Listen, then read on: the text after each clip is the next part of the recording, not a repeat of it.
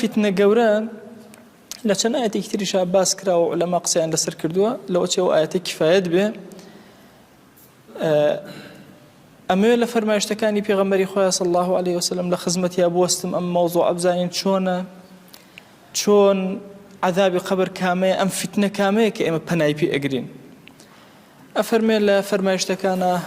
پێغەمبەری خوا صلی الله عليه وسلم جارێکیان تەشریفی چوو بەلای دوو گۆڕە كم وستاو فرموي إنهما لا يعذبان وما يعذبان في كبير أم دوانا هردو كان عذاب أدرين آزار أدرين ناوغوركا بلام آزار نادرين لسر شتيك بلاي خويانا وقورة بيشتيك بلاي خويانا وسهل وبشوك بوا لحقيقتها قورة نشتكان بس لاي خويان لاي إنسان بلاي آسايا يكي كان ويكا لباشميز خوي باق نكردوتوا كاتيك شوتا سر أو طاو نظافتي خوي نكردوا دواتر هاتو نيرجي كردو طبعا أما قورية موضوعة چونکە ئەگەر ئینسان لە پاژمیز خۆی پاک نکاتەوە نوێژەکەشی قبول ناکرێ بەشێ لە حەجی قبول ناکرێ عومرەکەی قبول ناکرێ لە کاتی تەوافە بێ بە دەست نوێژەوە بێ وهەکەدا یعنی کۆمەڵێ ئەحکامی زۆر لە دەست ئەدا دووهەمینیشیان ئەفەرمێن نەمیمەی کردو قسەی هێنا و قسەی بردووە لە بینی خەڵکا ئەمە گوناهێکی کەبیرەیە قسە بێنیت و قسە بەری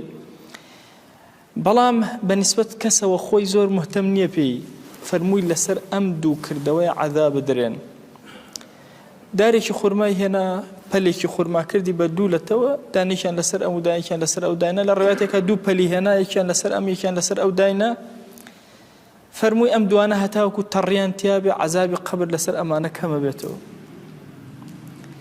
طبعا اختلافێکی لە بین عولەمایە ئایا دروستە دار بنێژی لەسەر قبر مەبەستم لەسەر قبر لەسەر خودی قبرەکە نیە لە دەوروبەری قبر یا دروست نییە هەندێک لە عولەما پێیان وایە ئەمە خاصیەتی پێغەمبەری خۆیە صلی الله عليه وسلم دروست نییە بەڵام زۆرینەی زانایان پێیان دروستە لەبەر ئەو فەرمایشتەی کە لە صەحیح بوخاریە هاتووە بوڕەیدەی ئەسلەمی ئەفەرمێ کاتێکە وەفاتی کرد وەسیەتێکی کە لە هاوڵانی پێغەمبەری خوا صلی الله عليه وسلم وەسیەتی کرد کە دوو پەلە داربێن دوو پەلە داری خورما بیخەنە ناو گۆڕەکەم لەگەڵ ما بەشکم لەوێ ذیکرەکەن عەذابی قبر لەسەرم تەخفیفە بێ ئیستینباطی لەم فەرمایشتە کرد بۆی عولەما فەرموون دروستەکە دار بە دەوری گۆڕستانەکانە بنێژرێ و بۆتە ثەقافەت و کولتورێکی ئیسلامی هیچ قەبرستانێک نییە لە ئومەتی پێغەمبەری خۆی صلی الله عليه وسلم غەیری گۆڕستانی بەقیع نەبێ هەموو گۆڕستانەکان سەرەکەی پڕدار و بارن تەنانەت ئەو مەنتیقانەش کە تۆزە زەحمەت تێیە دار ئەنێژرێ مسلمانان هەوڵیان داوە هەر داریتیا بنێژن بە تایبەتی ناوچە سەحراویەکان ئەوەش دوو ڕەیە هەر دوو ڕەیەکە واریدە بهر حال أبينين ليرة أما بيغمبري خوا صلى الله عليه وسلم إشارة أكات وفرمي أمدو كسا عذاب أدين لناو قوركيا رحمتي خوا لإمام ابن حجر بي قصيك عظيمي هي أفرمي كاتي ألين عذابي قبر إنسان واتينا قال لناو قبرك عذابي الروح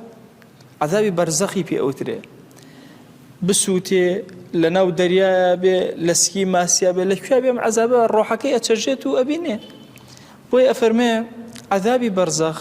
ئەوەندە زانان فەرموێن عەذابی قبر خەڵک مخەیەلەی بۆ ڕۆ لە ناو قبرەکە عەذاب بدرێ بۆی هەندێک لە عەقلانیین و ئەمانە وتویان ئەگەر قبرەکە هەڵدەیتەوە جاری وایە هیچ عەذابی تیان نییە وا تەسەووریان کردو کە خودی عەذابەکە لێرە بۆیە ڕەحمەتی خوا لە ئیبن حەجەری عەسقەلانی بێ کە ڕەدی ئەو فکرەیە ئەداتەوە فەرمایشتی دووەم پێغەمبەری خوا صلی الله عليه وسلم لە صەحیح موسلیمە واریدە کە ئەفەرمێ ئەم ئومەتە لەتوبتەلە في قبورها لقبركان يا توشي ابتلاء أبي توشي فتنة أبي توشي قرسيتي أبي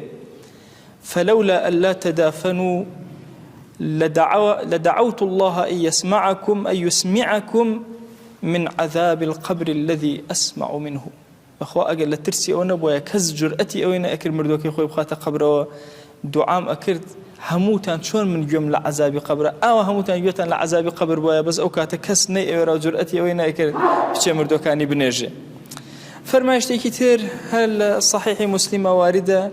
بيغمريان صلى الله عليه وآله وسلم كل التشهدي أخير لأبوه بنا أقرب لأخوائي قورب عذاب قبر لعذاب دوزخ لفتني محيا ومماد لفتني مسيحي دجال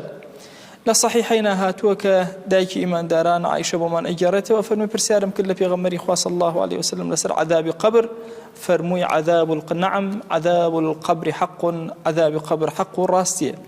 زۆر ئەثەر و حەدیث و فەرمایشتمان هاتوو لەسەر مەسەلەی عەذابی قەبر کە خۆشەویستمان صلی الله عليه وسلم جارێکیان ئەفەرمێ بەلای گۆڕستانێکی بەنی نەجارە تێپەڕی سەوتێکی زۆر گەورەی گوێ لێ بوو جوڵەیەکی کرد پێغەمبەری خوا صلی الله عليه وسلم فەرمووی ئەمە قەبرستانە هی کێیە وتیان خەڵکێکە لە جاهیلیەتە مردوون فەرمووی پەنا بگرن بەخوا لە عەذابی قەبر پەنا بگرن بەخوا لە فتنەی دەجال ئەنەس بۆمان ئەگێڕێتەوە ئەفەرمە جارێکیان بۆ حاجەیەک و پێویستیەک پێغەمبەری خوا صلی الله عليه وسلم تەشریفی ئەڕۆیشت بۆ قەضای حاجەی خۆی بۆ سەر ئەو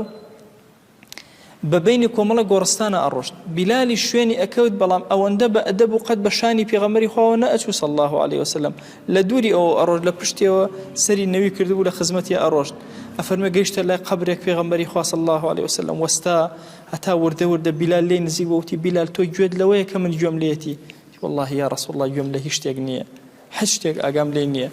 فەرمووی ئەمە صاحبی ئەم قەبرە عەذابە درێ پرسیار کەن بزان ئەمە کێ پرسیاریان کرد کەسێکی یەهودیە کە ئیمامی ئەحمەد ڕیوایەتی ئەکا ئەفەرمێ دوو پیرەژن هاتن بۆ لای دایکمان عائیشە لە پیرەژنە یەهودیەکانی ناو مەدینە باسی عەذابی قەبریان کرد دایکمان عائیشە فەرمووی درۆ ئەکەن شتیوان نییە نەمبیستووە کە خۆشەویستمان صلی الله عليه وسلم تەشریفی هاتەوە بۆی گێڕایەوەتی دوو ئافرەتی یەهودی هاتبوون بەو شێوازە فەرمووی سەدەقەتە ڕاستیان کرد إنهم يعذبون عذابا تسمعه البهائم أو أنا عذابك زور قرسي وها أدرين بهائم كان هم جوان ليه بلام إنسان كان جوان ليه لزمان ابن تيمية رضا ورحمة خواه لبي على قبرك هبو خلق هرهموي أجر أجلك سكي بأوصايا أي برد سر أم قورانا كان قورك بون على برد سر قوركان يكسر سكي أشو على وایلی هاتووە کوشتێکی مقدس سیرەکە ابن تیمیە ڕەحمەتی خوای لێبێ پرسیاری کرد وتی پرسیار کە بزان ئەمانە کێن سیریان کرد ئەسڵەکان یەهودین فەرمووی تەواوە فەرمایشتەکەی پێغەمبەری خوای صلی الله عليه وسلم عەذابە درێن لە گۆڕەکانیانە عەذابەکە بەهائیم گوێیان لێیە بەهائیمەکان بەهۆی ئەوە چارەسەر ئەبن نەک بەهۆی بەرەکەتێک لەم گۆڕانەوە